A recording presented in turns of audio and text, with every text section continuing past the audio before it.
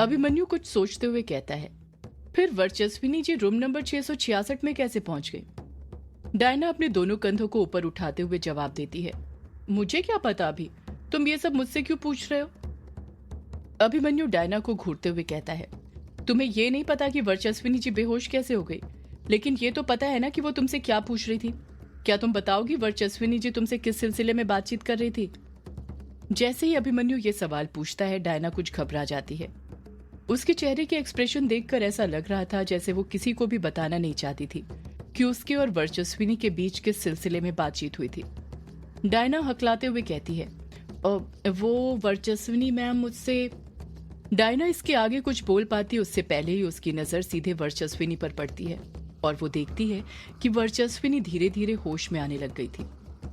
Diana हड़बड़ाहट के साथ अपने हाथ से वर्चस्विनी की तरफ इशारा करते हुए कहती है, लगता है वर्चस्विनी मैम को होश आ गया। डायना के इतना कहते ही सब लोग वर्चस्विनी की तरफ देखने लग जाते हैं। तारा तुरंत वर्चस्विनी के पास जाती है और वर्चस्विनी से लिपटते हुए कहती है, मम्मा। वर्चस्विनी भी बड़े प्यार से तारा को गले लगाते हुए कहती है, मेरी बच्ची। जब तारा और वर्चस्विनी का मिलाप हो जाता है तो युग अगले ही पल वर्चस्विनी से पूछ बैठता है, वर्चस्विनी जी आप बेहोश कैसे हो गई थी और रूम नंबर 666 के अंदर क्या कर रही थी आप?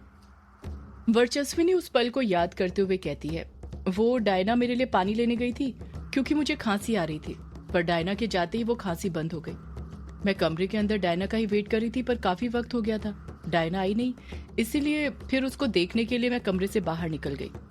जब मैं कमरे से बाहर निकली तो मेरी नजर सीधे रूम नंबर 666 पर पड़ी और मुझे पता था यही वो कमरा है जिसके अंदर यक्षिणी को कैद किया गया था। अभिमन्यु वर्चस्विनी को बीच में टोकते हुए कहता है, आपको ये सब बातें कैसे पता चली वर्चस्विनी जी? वर्चस्विनी अभिमन्यु के सवाल का जवाब देते हुए कहती है, किसे नहीं पता अभिमन्यु, पूरे गांव को पता है ग्रेवयार्ड कोठी के रूम नंबर 666 के बारे में। वर्चस्विनी युग को देखते हुए कहती है, युग यही वो कमरा है ना जिसमें उस यक्षिणी ने तुम्हारे पापा को मारा था और उनकी लाश कभी किसी को नहीं मिली थी? युग कुछ नहीं कहता, बस मायूसी के साथ हाँ में अपना सिर हिला देता है। अभिमन्यु वर्चस्विनी से पूछता है, वर्चस्विनी जी आपकी बातों से ऐसा लगता है जैसे अब आप यक्षिणी पर यकीन करने लग गई हैं।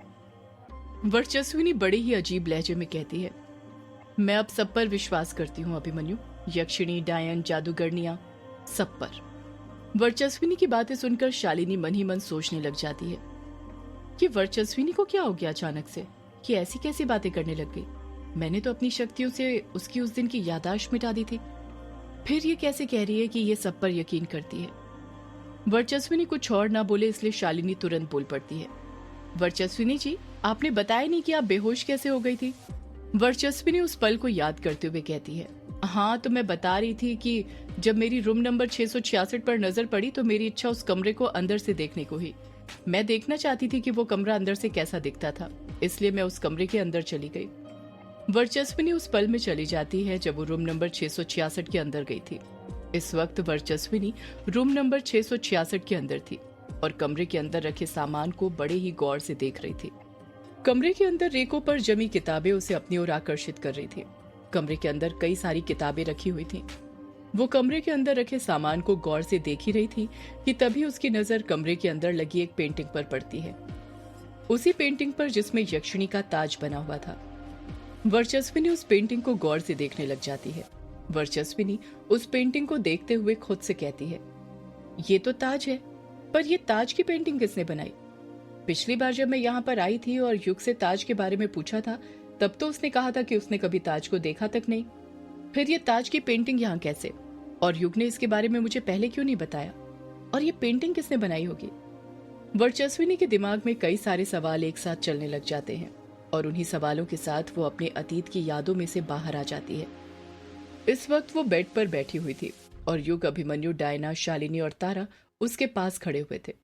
वर्चस्विनी तुरंत युग से पूछती है, युग रूम नंबर 666 के अंदर एक पेंटिंग है जिसमें यक्षिणी का ताज बना है, पर पिछली बार जब मैंने तुमसे ताज के बारे में पूछा तो तुमने मना कर दिया था, कहा था कि तुमने ताज को पहले कभी नहीं देखा, फिर वो पेंटिंग कहाँ से आई? युग वर्चस्विनी को समझाते हुए कहता है, वो एक्चुअली वर्चस्विनी जी उस दिन आपके जाने के बाद ही उस पेंटिंग पर मेरी नजर पड़ी थी। जब मैंने बारीकी से देखा तब मुझे उसमें ताज दिखा, वो भी तब जब आपने ताज की फोटो दिखा दी थी, वरना मुझे तो कभी ताज नजर नहीं आया उसमें। वर्चस्विनी पलटकर पूछती है, वो पेंटिंग किसने बनाई है? क्या तुमने बनाई? युग तुरंत हड़बड़ाहट के साथ ना में अपना सिर हिलाते हुए जवाब देता है, नहीं नहीं, वो पेंटिंग मैंने नहीं बनाई, मुझे पेंटिंग बनाना नहीं आता है। वर्चस्विनी पूछती है, फिर किसने बनाई? युग मायूसी के साथ जवाब देता है, वो पेंटिंग मेरी माँ ने बनाई थी। वर्चस्विनी युग को घूरते हुए कहती है, क्या कहा? तुम्हारी माँ? वैसे तुम्हारे परिवार में सबके बारे में पता है मुझे, बस तुम्हारी माँ के बारे में ही कुछ पता नहीं चला। क्या तुम बताओगे क्या नाम है तुम्हारी माँ का? युग कुछ जवाब देता उससे पहले ही डायना बोल पड़ती है, चित्रा। चित्रा नाम है युग की मम्मी का। आपको पता है वो एक बहुत अच्छी पेंटर थी। पेंटिंग करना उनका शौक ही नहीं बल्कि प्रोफेशन था। उनकी पेंटिंग्स का कोई जवाब नहीं। उनकी पेंटिंग्स बिकती थी तभी तो बचपन में युग का घर चलता था, वरना उसके पापा तो किसी काम के नहीं थे। कहानी लिखने के सिवा उन्हें कुछ आता ही नहीं था। जैसे ही डायना ये बात बोलती है, शालिनी मन ही मन सोचने लग जाती है कि डायना को युग बाबू और उनके माता पिता के बारे में इतना सब कैसे पता चला। अभिमन्यु के मन में भी सेम यही सवाल चल रहा था। वो तुरंत डायना से पूछता है, डायना तुम्हें युग? अभिमन्यु अपना सवाल पूरा कर पाता उससे पहले ही डायना जवाब देते हुए कहती है, मुझे आंटी जी के बारे में बिंदु ने बताया था। मैंने कहा था ना, मुझे बिंदु यहाँ के बारे में सब बातें बताती रहती थी। और मैं पहले ही कह चुकी हूँ, मुझे सिर्फ तुम लोगों की जिंदगी ही नहीं बल्कि ग्रेवयार्ड कोठी के बारे में भी सब कुछ पता है। वर्चस्विनी डायना की बातों पर ध्यान न देकर युग से पूछती है, युग, इस वक्त तुम्हारी माँ कहाँ पर है? युग उखड़े लहजे में जवाब देता है, मुझे नहीं पता। वर्चस्विनी मुंह बनाते हुए कहती है, क्या कहा नहीं पता? कैसे बेटे हो तुम? एक बेटे होकर तुम्हें ही नहीं पता इस वक्त तुम्हारी माँ कहाँ पर है? वर्चस्विनी की बातें सुनकर युग चिढ़ने लग जाता है। उसके चेहरे के एक्सप्रेशन देखकर ऐसा लग रहा था जैसे उसे उसकी माँ के बारे में बातें करना बिल्कुल भी पसंद नहीं। ना चाहते हुए भी युग अपनी माँ के बारे में बताते हुए कहता है, वो क्या है ना वर्चस्विनी जी, एक्चुअली जब मैं छोटा था तो उस वक्त माँ के कहने पर पापा ने मुझे बोर्डिंग स्कूल में पढ़ने के लिए भेज दिया था। जब मैं वहां पर था उसी बीच पापा एक बार मिलने आए थे तो उन्होंने बताया था कि माँ कहीं चली गई है। वर्चस्विनी युग को बीच में ही टोकते हुए कहती है, कहाँ चली गई थी तुम्हारी माँ? युग मायूसी के साथ जवाब देता है, पता नहीं। वर्चस्विनी तुरंत पूछती है, क्या तुम्हारे पापा ने तुम्हें कुछ नहीं बताया कि तुम्हारी माँ कहाँ चली गई थी? युग जवाब देता है, पापा को भी कुछ नहीं पता था कि माँ कहाँ पर गई थी। उन्होंने बस ये बताया था कि माँ को उनका साथ पसंद नहीं था, इसलिए वो उन्हें छोड़कर चली गई। फिर मैंने भी कुछ पूछा नहीं। क्या पूछता, बच्चा था उस वक्त में। वर्चस्विनी गुस्से के साथ बोल पड़ती है, उस वक्त बच्चे थे पर अब तो बड़े हो गए हो। बेटे के नाम पर कलंक हो युग तुम। एक बार भी ये जानने की कोशिश नहीं की कि जिस माँ ने जन्म दिया वो जिंदा है या मर गई। वर्चस्विनी की बातें सुनकर युग गुस्से से भर गया था, पर उसने पूरी तरह अपने गुस्से पर कंट्रोल करके रखा हुआ था। अभिमन्यु युग को देखकर मन ही मन सोचने लग जाता है, जब सिर्फ इतनी सी बात जानकर युग चित्रा आंटी से इतनी नफरत करता है तो तब क्या होगा जब युग को आंटी जी की सच्चाई पता चलेगी, जिसके कारण पूरे गांव में इनके परिवार की इतनी बदनामी हुई थी। युग का चेहरा देखकर अभिमन्यु समझ गया था कि अपनी माँ के बारे में अब और बातें नहीं करना चाहता था। देखते ही देखते उसका उसके ऊपर से काबू हटते जा रहा था। उसका गुस्सा बढ़ने लग गया था। अभिमन्यु तुरंत टॉपिक को बदलते हुए कहता है, वर्चस्विनी जी, आपने बताया नहीं कि आप बेहोश कैसे हो गई थी? आप पेंटिंग पर ही रुक गई। वर्चस्विनी फिर से अतीत को याद करते हुए कहती है, हाँ तो मैं बता रही थी कि मैं पेंटिंग को देख रही थी तब। वर्चस्विनी वापस से उस पल में चले जाती है जब वो रूम नंबर 666 में थी। वर्चस्विनी पेंटिंग को देखकर युग से सवाल पूछने के बारे में सोच ही रही थी कि तभी उसकी नजर टेबल पर रखे टाइपराइटर पर पड़ती है। वो सीधे टेबल के पास चली जाती है। वर्चस्विनी टाइपराइटर के बटनों पर हाथ फेरते हुए कहती है, कितना यूनिक टाइपराइटर है ये, पता नहीं कितने साल पुराना होगा। वर्चस्विनी टाइपराइटर पर हाथ फेर ही रही थी कि तभी टेबल पर रखे बाकी सब चीजों पर उसकी नजर पड़ती है। वो देखती है कि टेबल पर ही एक एस्ट्रे रखी हुई थी जो पूरी तरह से जली हुई सिगरेटों से भरी हुई थी।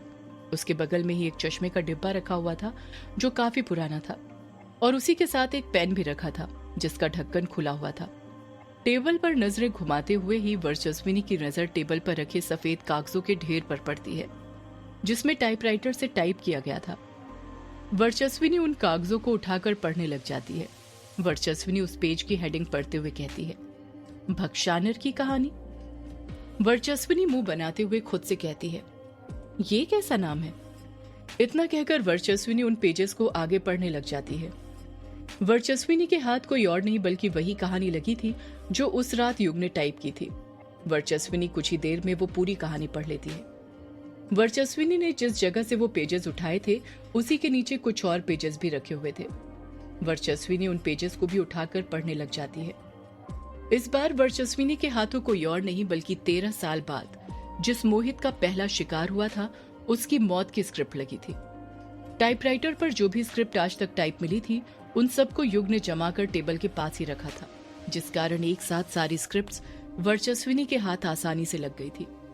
वर्चस्विनी ने जैसे ही एक स्क्रिप्ट को पढ़कर खत्म किया वो अगले स्क्रिप्ट को टेबल के आसपास ही ढूंढने लगी और जैसे ही वो उसे मिला वो तुरंत उसे पढ़ने लगी। जैसे जैसे वो स्क्रिप्ट पढ़ते जा रही थी उसके चेहरे के एक्सप्रेशन बदलते जा रहे थे। वो शॉक्ड होते जा रही थी। एक एक करके उसके हाथ रतनपाली, अघोरी, विराट, चमेली सबकी स्क्रिप्ट पढ़ने लग जाती है। वर्चस्विनी उन स्क्रिप्ट्स को पढ़ते हुए मन ही मन सोचती है, ओह माय गॉड, यहाँ तो हर एक मर्डर की स्क्रिप्ट लिखी हुई है। इसका मतलब मर्डर करने वाला भी यहीं इसी ग्रेवयार्ड कोठी के अंदर है। मुझे इस युग और इसके दोस्तों पर पहले से शक था। जरूर इन लोगों ने मिलकर ही खून किया है, तभी तो इसमें बिल्कुल वैसा ही सब कुछ लिखा हुआ है जैसे खून हुआ था। साथ में नाम भी सेम ही है और जगह भी। स्क्रिप्ट पढ़ते वक्त वर्चस्विनी के मन में कई बातें आ रही थी और वो पूरी तरह श्योर हो गई थी कि युग और उसके दोस्तों ने ही मिलकर सारे कत्ल किए थे और नाम यक्षिणी पर डाल दिया था ताकि किसी को उन पर शक न हो। वर्चस्विनी स्क्रिप्ट पढ़ते हुए बीच में ही रुक जाती है और खुद से कहती है, अच्छा हुआ ये स्क्रिप्ट मेरे हाथ लग गई। अब युग और उसके दोस्तों को मुझसे कोई नहीं बचा सकता है। ये एक ठोस सबूत है उनके खिलाफ। इतना कहकर वर्चस्विनी उस स्क्रिप्ट को पढ़ना बंद करती है और जितने भी स्क्रिप्ट उसे मिली थी वो उन्हें उठाने लग जाती है। स्क्रिप्ट इकट्ठा करते वक्त ही उसकी नजर टाइपराइटर पर पड़ती है और वो उस टाइपराइटर को देखते हुए कहती है, सबसे ठोस सबूत तो ये टाइपराइटर है। आखिर सबकी मौत की स्क्रिप्ट इसी पर तो टाइप हुई है। मैं इसे भी अपने साथ ले जाऊंगी, ये एक अहम सबूत है। यही सब बड़बड़ाते हुए वर्चस्विनी ने सारी स्क्रिप्ट अपने हाथों में इकट्ठा कर ली थी। वर्चस्विनी उस टाइपराइटर को उठाने के लिए अपना हाथ आगे बढ़ा ही रही थी कि तभी उस टाइपराइटर के हेडर में से धुआं निकलने लग जाता है। वर्चस्विनी उस धुएं को देखते हुए कहती है, ये इस टाइपराइटर के अंदर से धुआं कैसे निकल रहा है? उस टाइपराइटर के अंदर से बहुत ही स्लो मोशन में काला धुआं निकले जा रहा था। टाइपराइटर के अंदर से धुआं निकलने के साथ ही कमरे के अंदर की लाइट भी बार बार बंद चालू होने लग जाती है। वर्चस्विनी कमरे के अंदर लगी लाइट को देखते हुए कहती है, अब ये लाइट को क्या हो गया? वर्चस्विनी को मन ही मन कुछ अजीब सा एहसास होने लग जाता है। वर्चस्विनी एकटक नजर से बल्ब को बंद चालू होते देख ही रही थी कि तभी जब वो अपनी नजरें सामने करती है तो उसके पैरों तले जमीन खिसक जाती है। उसके सामने एक ऐसी चीज थी जिसके बारे में वो कभी सोच भी नहीं सकती थी। सदियों से है पुरानी ये है यक्षिणी की कहानी।